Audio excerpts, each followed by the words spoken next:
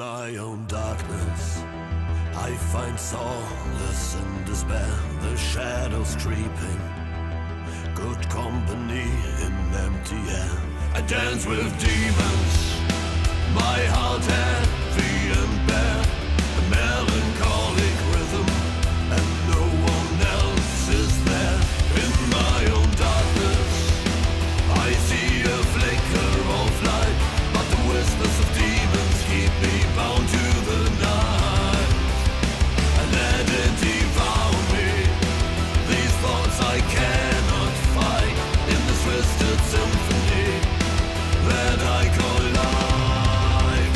In my own darkness, I create my melody, lost in the heaviness, the sweetest minor key. Every note, every chord echoes my plea. In the somber anthem, I find my sanctuary. Fala galera, bem-vindos a mais um episódio de Sonoridades. A gente segue no especial Bangers Open Air, que acontece nesse fim de semana em São Paulo, no Memorial da América Latina. O entrevistado de hoje é o Chris Harms, do Lord of the Lost. A gente fala dessa volta ao Brasil, dessa trilogia Opus Noir, que vem sucedendo aí já um disco que chegou ao primeiro lugar na Alemanha e em outros países, que é o Blood and Glitter, que é uma fase mais alegre, até que ele comenta. Falou de inteligência artificial, descobrir outros países, falou de várias coisas bacanas. Bem que o papo tá muito bom. Aqui em cima você vai ver vídeos que vocês podem gostar. Aqui embaixo os nossos casts dos episódios em português. Bem, curta, compartilha, faça chegar onde tem que chegar. Com vocês, Lord of the Lost.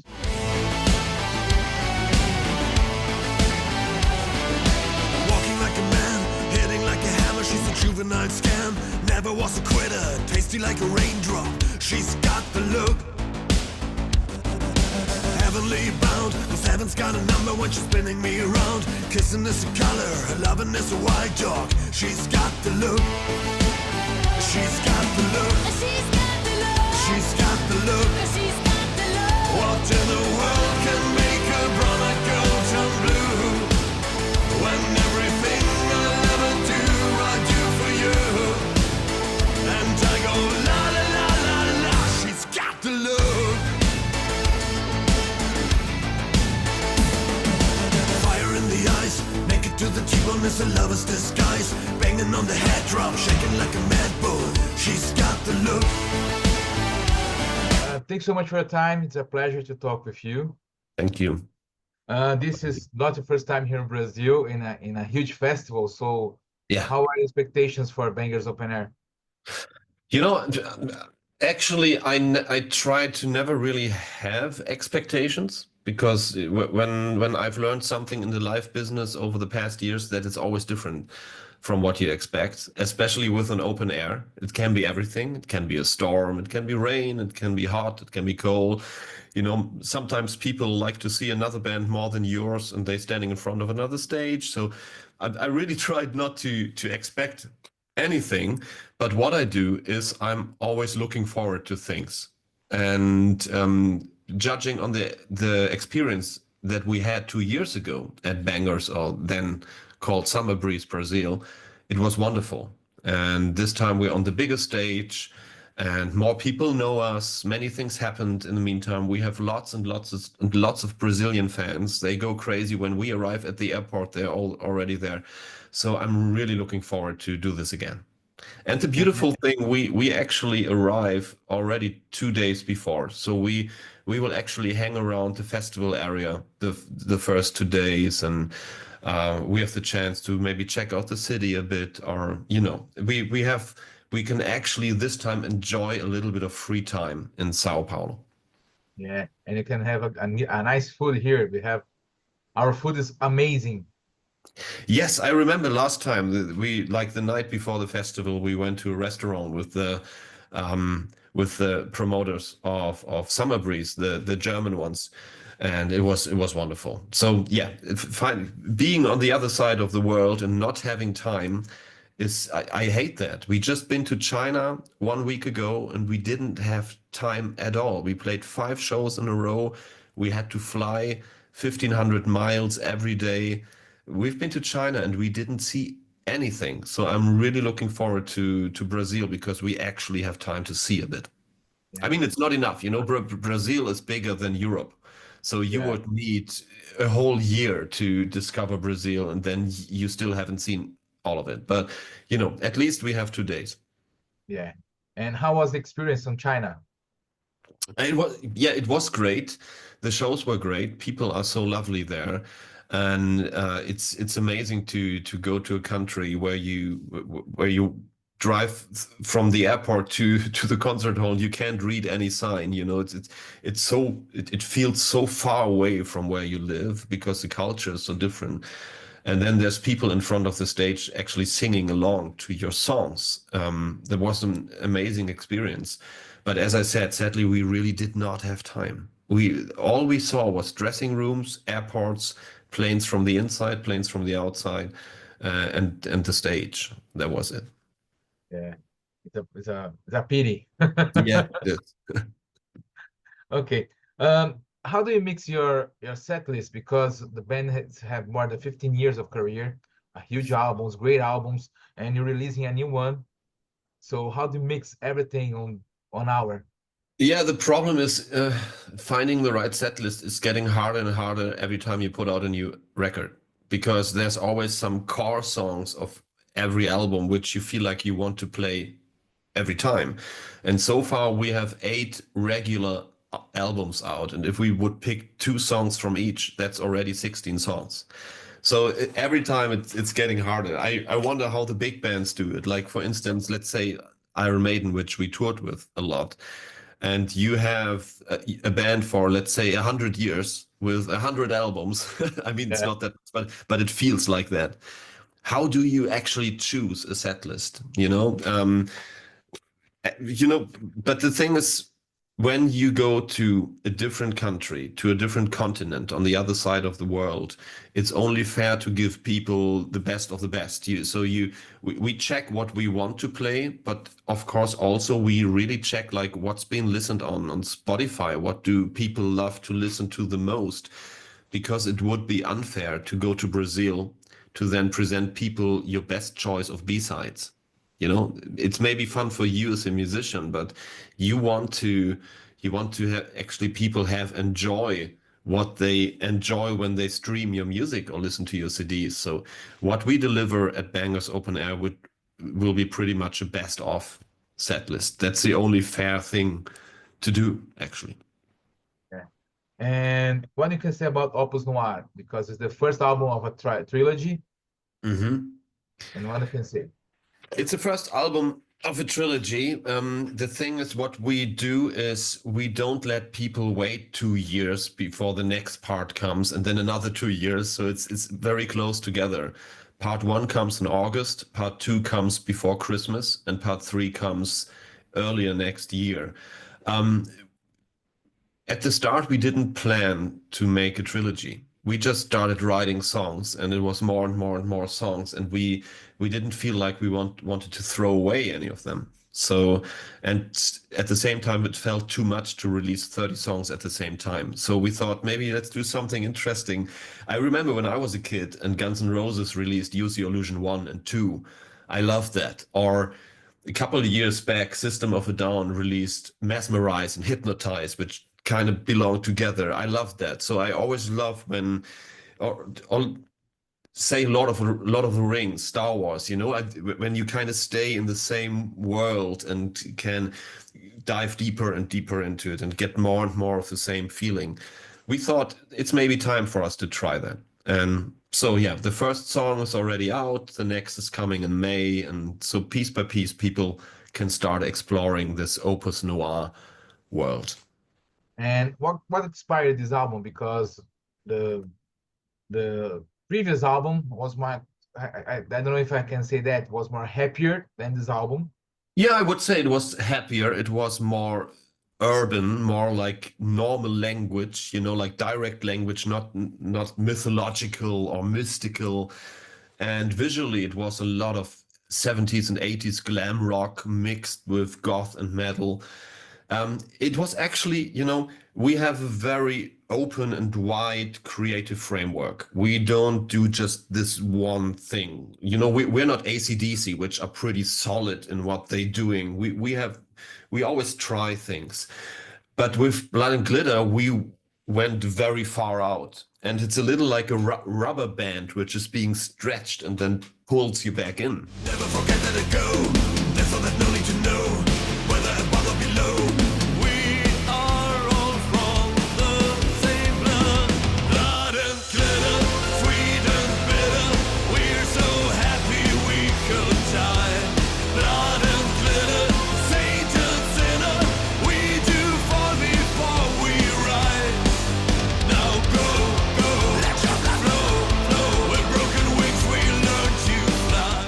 So this is actually what happened. We went very far out and we felt the need to kind of come back to our core and explore how it feels to be, let's say, home in the darkness, because this dark feeling is something very positive and warm and beautiful for us. It's nothing frightening or evil or bad. And so we stay there for a while, and then we will see if for the next album we have to go out again or maybe go even deeper into this feeling. You know, we always follow our hearts here. We don't try to please anyone with the concepts we do. We do what feels right. And it felt right to be Blood and Glitter for a while. Now it feels right to be back home. And My Sanctuary is the first single, and the video is beautiful. So how the idea came up for the video and for the inspiration for the song? Well, the inspiration for the song is like, I always sing in my own darkness, and in my own darkness, it's mainly the place inside yourself, or in my case, inside myself. You know, when I close my eyes and there's nothing, I can see nothing around me. It's this dark room, and suddenly this dark room is being filled with light, which is my own thoughts, my own feelings, my own. It's my safe place, which I can create wherever I am. And what I wanted for the video, I wanted to see the band playing together without actually being together. We're in this beautiful old house, which is a little like an old German castle. And every band member is playing in their own room, or you see everybody sitting on the same chair, creating something on a piece of paper, writing parts of the song, but you never see us all together at the same time. Yet we are playing together. So everybody in this video is in their own darkness somehow, in their own sanctuary, but still we're creating this together. So I thought that was a beautiful image, and this is what we tried to create with that video. Yeah, and there was a great duality on this video. The mood of the song, the feeling of the song with this video, it was real good. Thank you very much. Blood and Glitter became #1 on charts Yeah. in a lot of places, in a lot of countries. So how is feeling to be #1 on the charts? That was crazy, and it was mostly crazy because Blood and Glitter was not released with many months of pre-order time. We announced the record on Christmas Day in 2022, and we released it 6 days later. And we actually had to, you know, we actually had to kind of force our label to give in to that, to say like, hey, come on, people, let's try that, because of course everybody said like, hey, it's not going to work. It's not going to be a success. You need promotion, you need marketing, and all of that. But we were so sick and tired to do the same all the time. We were like, can we try something new? Let's just try it for the sake of art. Remember the old times in the 90s where you walked down the street and you saw a poster of your favorite band and it said, there's a new album coming, not in 1 year. It's coming next week. And you were like, what? And then you saw this one video on MTV. It was the only song you knew. And then you got the record and you put it in and listened to it for the first time. There was a totally different feeling compared to what kids have nowadays. We wanted to bring back that feeling, and we were prepared for zero success. Really, we were fine with that. And then I went on holiday to the island of Tenerife. I was sitting at the beach, and then suddenly our label called me and was like, Chris, tomorrow is going to be announced Blood and Glitter is #1 in the charts in Germany. So I was like, what just happened? And yeah, so it's a story that sounds too good to be true, but it is. Yeah, it's amazing. It's the reflection of your work. Yeah, it was still unbelievable, but we loved it. Yeah. Since we talk about technology, how do you see the AI? Do you consider using, not using? You know, it's the same discussion like when the first machine in some factory was invented. It's the same like when 3D films came on the set, or when suddenly, like 100 years ago, people started talking in movies and the movies were not mute anymore. It's like electronic vehicles, all this kind of thing. The thing is, I perceive AI as a tool which can help certain processes, but I don't see AI as a replacement. You know, when 20 years ago, when I wrote a song and I wanted to find a rhyme, you know, because English is not my language, and I wanted to find a rhyme, I had this little book, like a rhyme lexicon, where you could check like which word rhymes on rhyme, you know? So a couple of years later, now you ask ChatGPT. It's actually the same tool, but easier. And I'm totally fine with working together with AI and use it as a source of inspiration or just as a tool, but I'm still a human being using it as a tool. I don't see myself being replaced by it. AI can create songs, but it cannot create human emotion.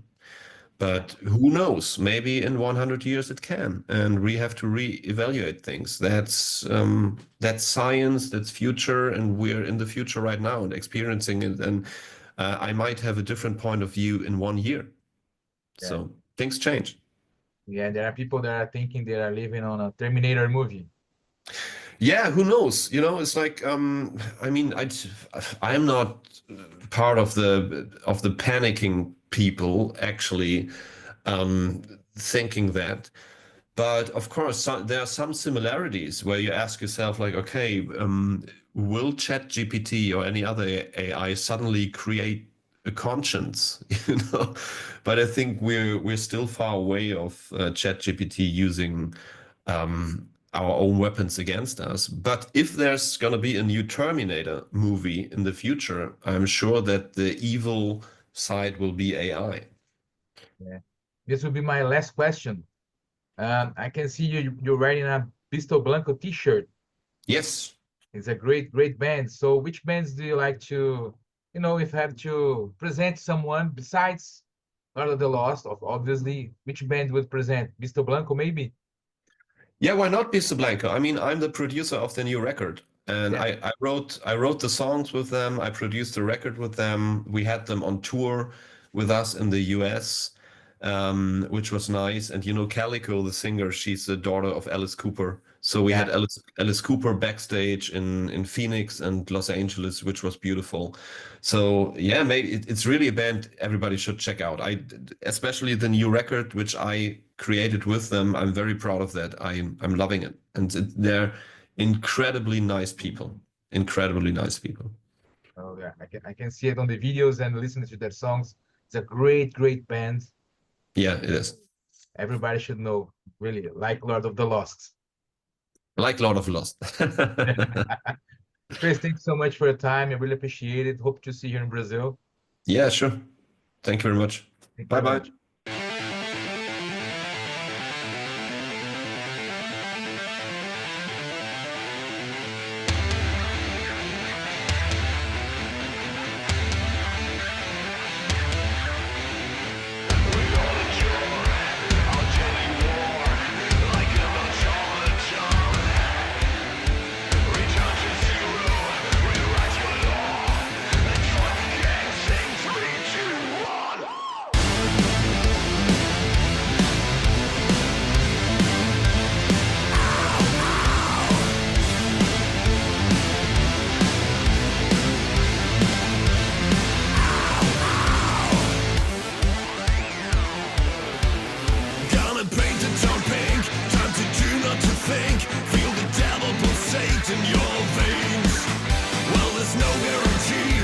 tomorrow will be.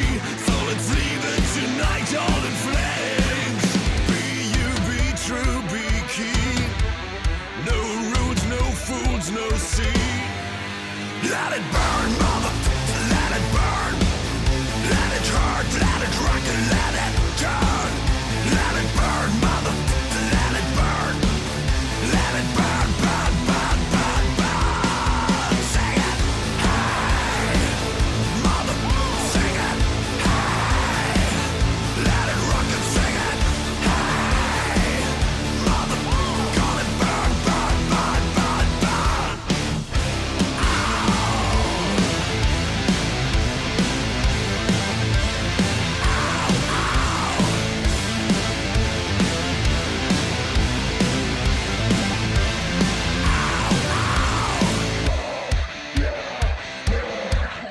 Unload all your regret. They're insured, I would guess. So whatever you smash will be fine. Let the rebel dictate and destroy to create. Devastation is so divine. Let it burn, mother, let it burn. Let it hurt, let it rock, and let it turn. Let it burn, mother, let it burn. Let it burn, burn, burn, burn, burn. Sing it, hey, mother, sing it, hey. Let it rock and sing it, hey, mother. Call it burn, burn, burn, burn, burn. Break it down.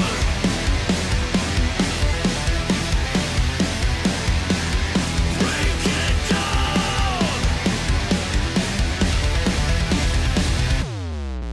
Let it burn, mother, let it burn.